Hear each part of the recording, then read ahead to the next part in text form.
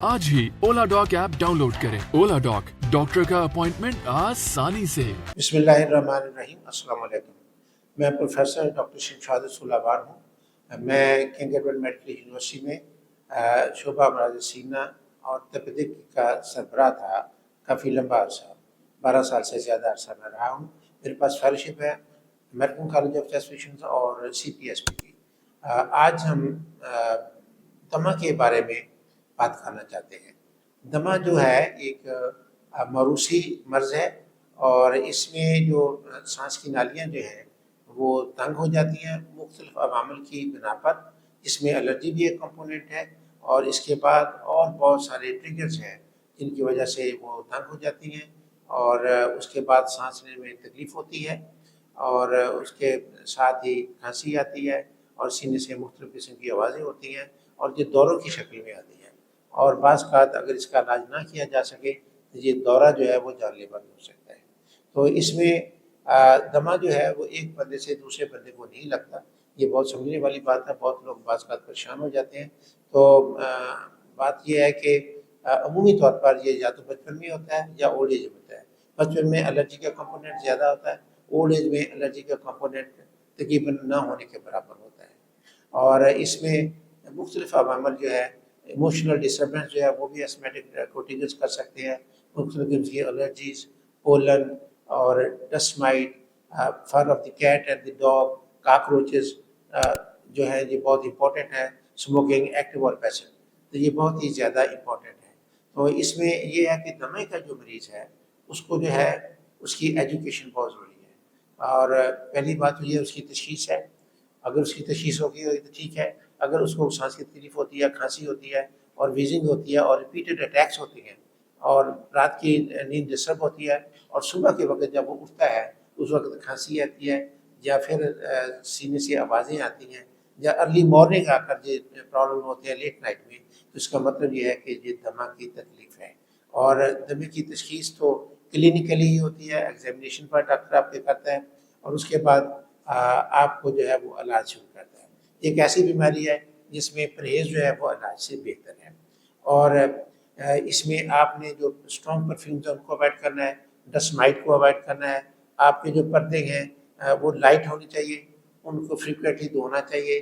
Bed sheet जो है, linen mattress जो है उनको वीकली आपको चेंज करना चाहिए। और घर में अगर कुत्ता या बिल्ली है या कोई और परिंदे वगैरह रखे हुए हैं तो उनको घर में नहीं रखना चाहिए। तो ये तो है प्रिवेंटिव एस्पेक्ट है जो परहेज़ इलाज से बेहतर है। उसके बाद इसका ट्रीटमेंट आ जाता है।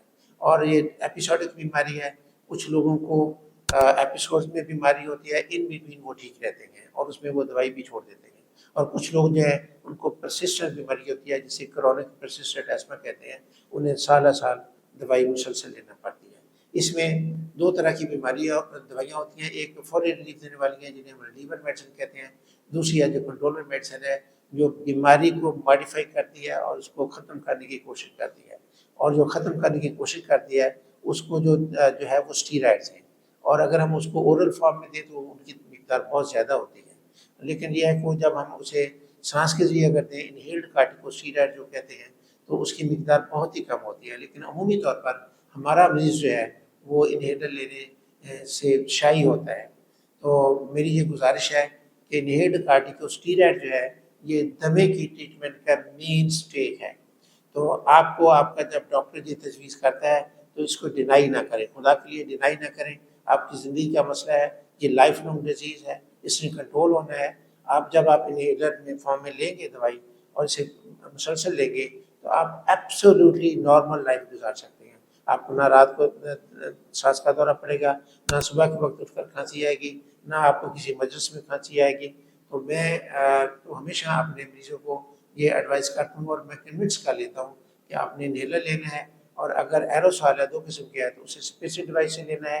और बहुत ज़रूरी है अपने डॉक्टर से कहें कि वो आपको इनहेलर अगर प्रिस्क्राइब किया तो उसकी टेक्निक भी बताए, आपको समझाए कैसे लेना है।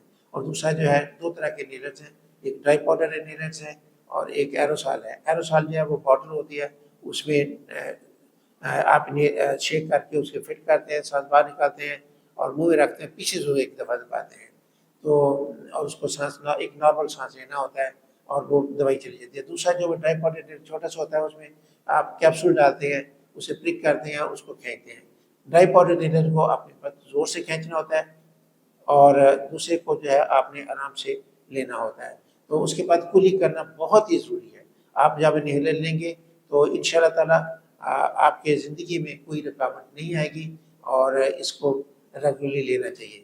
تو میں آخر میں آپ کو یہ بتانا چاہوں گا کہ میں اس وقت بطور chief consultant pulmonologist Lahore chest clinic 12 Chenab block Allama Iqbal town میں پریکٹس کرتا ہوں شام کے وقت. اللہ حافظ. پاکستان کے ٹاپ ڈاکٹرز کے ساتھ اپوائنٹمنٹ بک کریں، وہ بھی پیشنٹ فیڈ بیک دیکھتے ہوئے. آج ہی اولا ڈاک ایپ ڈاؤن لوڈ کریں. اولا ڈاک، ڈاکٹر کا اپوائنٹمنٹ آسانی سے.